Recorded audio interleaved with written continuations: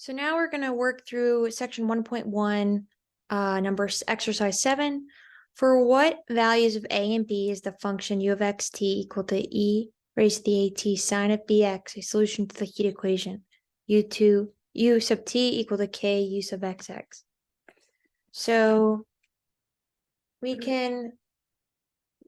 trying to find the values. So find a and b for the function u of xt equal to e to the at sine of bx for the heat equation. The given PDE u sub t is equal to k u sub xx.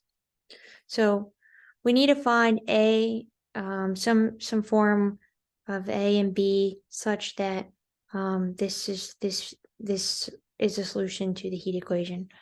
And we can do that by taking the derivatives, partial derivatives with respect to the solution, and then plugging them back in.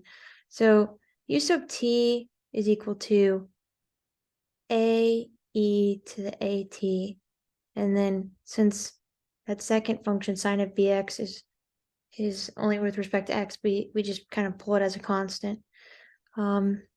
And then we end up with, we need to take the derivative with respect to partial derivative of u of xt with respect to x, and we treat the a raised to the at as a constant with respect to x, and then derivative of sine is cosine, and times b, because the derivative of the inside is going to be b, so we're going to end up with b cosine of bx.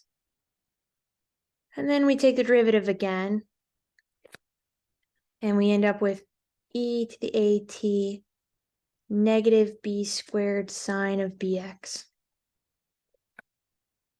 So now we have u sub xx and we have u sub t.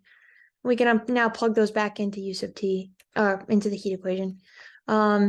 So we end up with a e to the raised to the at sine of bx is equal to k, and then uxx is just e to the at minus b squared sine of bx.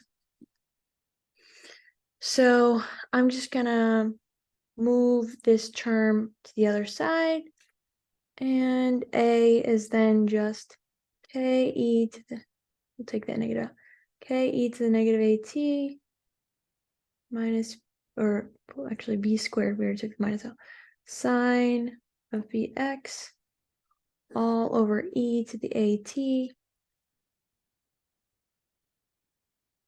sine of bx. That guy goes away, that guy goes away, and now we have how a and b are related. So this is a and b for the solution u of xt e to the at sine of bx. So this is the form that it takes on, that a and b take on for that solution to the heat equation.